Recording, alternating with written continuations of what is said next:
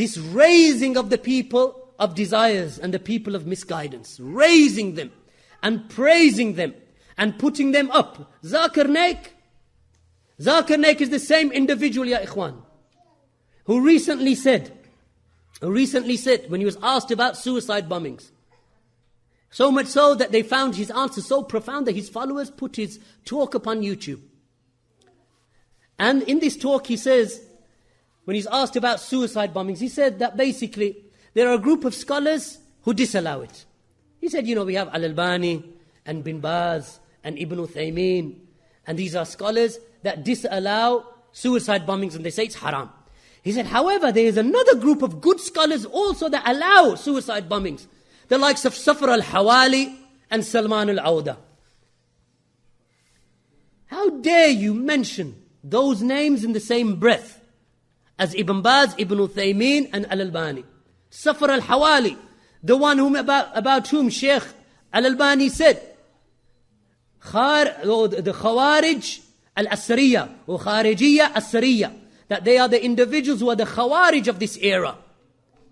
And he regards them to be scholars. They are the scholars, yes, the scholars of Ali Tamimi. They are the scholars of these types of individuals. They are the scholars of the Khawarij. And they are the scholars of the politicians. And they are the scholars of the Sururiyya and Qutubiyya. But they are not the scholars of Salafiyya. Look at the statement of Bin Baz with regard to Safar al-Hawali and Salman al-Awda. What did Sheikh Bin Baz say? That either they return back to the truth. This is when Sheikh Bin Baz was alive. Either they leave off and they make tawbah and they leave off that which they were upon, or they must be prevented.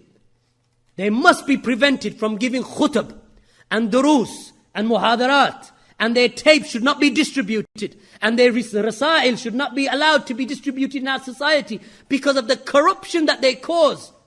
This is Sheikh Abdul Aziz bin Baz. Sheikh Ibn Uthaymeen, when he was asked about the tapes of Safar al-Hawali and Salman al-Awda, he said, these tapes, we are not in need of the tapes of those people who have with them the ideology of the ideology or the fikr of Thawri, or the thinking which is revolutionary thinking. We have no need of them. He said, alhamdulillah, you have ulama whose tapes you can listen to. We don't need of the tapes of Safar and Salman, Ibn Uthaymeen. And look what this individual says. And if that wasn't bad enough, ya ikhwan, look at his aqeedah. He said that I studied the scriptures of the Hindus. This is Zakir Naik. I studied the scriptures of the Hindus. What does Abu Usama say about him? Unparalleled, next to none. No one like him, next to none. And an individual is unparalleled in his dawah, Zakir Naik. Impressed that much by him. What does he have for the rest of the Salafis? Haddadis, people of bid'ah. I make jihad against them. When I speak against them, this is jihad against them. Against who? Against the Salafis.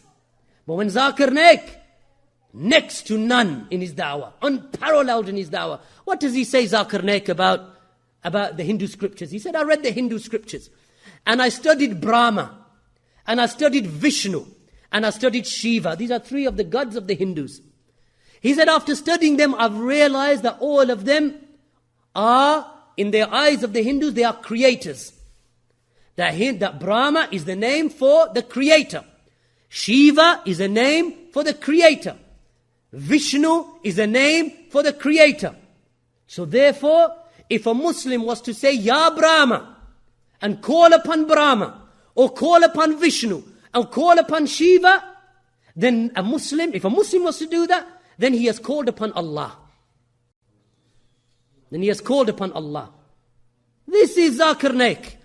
The same Zakir Naik who said that if Osama bin Laden is terrorizing the Americans, then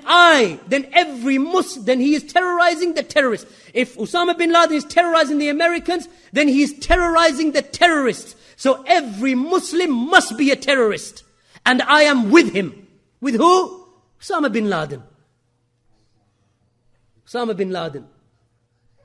So when I mentioned this to one of the followers of Zakir Naik, he said, no, this must be out of context. And I said, no, it's not out of context. This is what he said.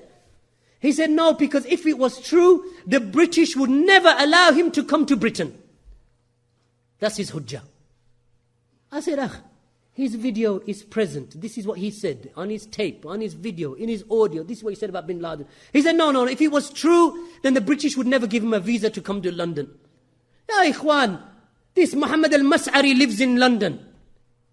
The one who says that the beheadings that are taking place in Iraq, he puts them on his website, he lives in London. Abu Hamza al-Masri, the one with the hook on his hand, he's doing 7 years now in England in prison. This individual who sent terrorists over to Yemen to bomb Yemen. He himself, one of his own son spent 6 years in prison in Yemen for trying to bomb a hotel in Yemen. They let him in with political asylum, living in London, claiming the benefits from the society, DSS, what we call the social security. What about others? Abdullah Faisal, or Faisal Abdullah, this Jamaican, who was put in prison for 8 years in Britain and then deported back to Jamaica. So I said, that is not a hujjah. Whether the British allow you or don't allow you isn't a hujjah for anything. They've allowed some of the most akhbathun nas into their country. Some of the worst and most despicable of individuals to take refuge. I said, even if Osama bin Laden was to land tomorrow, they would have to give him, under human rights legislation, they would have to give him political asylum and then try him after that. Because that is the way that they work. So this is Zakir Naik. What does he say? He says that he is next to none. And he is unparalleled. This issue, you would never find this from the words of the Salaf. What does he say on the same khutbah? He said that, and likewise we have now in London, khutbah, he's supposed to be giving a khutbah. What kind of khutbah? He's supposed to be guiding the people to the Sunnah, you're guiding them to the heads of innovation and deviation and callers to misguidance. What does he say? He mentions Yusuf al-Qaradawi. He said Yusuf al-Qaradawi tried to come to London the other day, but they prevented him the visa. Wallahi, the khutbah is not, wallahi ya ikhwan, the khutbah is not for discussion of immigration and customs and excise. The khutbah is to guide the people to the Sunnah. So now he starts discussing Yusuf al-Qaradawi. He said Yusuf al-Qaradawi, who's a scholar, an alim of the deen. He said, okay, he differs in some of the affairs with regard to the way of the Salaf. But he's an alim of, now they prevented his visa from coming into the United Kingdom. But he's an alim and a scholar. This, ya ikhwan, you don't find from the words of the Salaf. You ever find from the Salaf when they refute a person of innovation that they never used to mention the good points.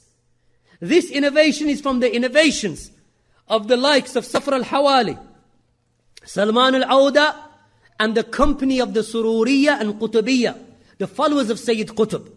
That they say that if you're going to mention the bad points about a person of innovation, then we must also mention their good points. So now he's entering into this mawazana with Zakir Naik, and likewise with Yusuf al-Qaradawi.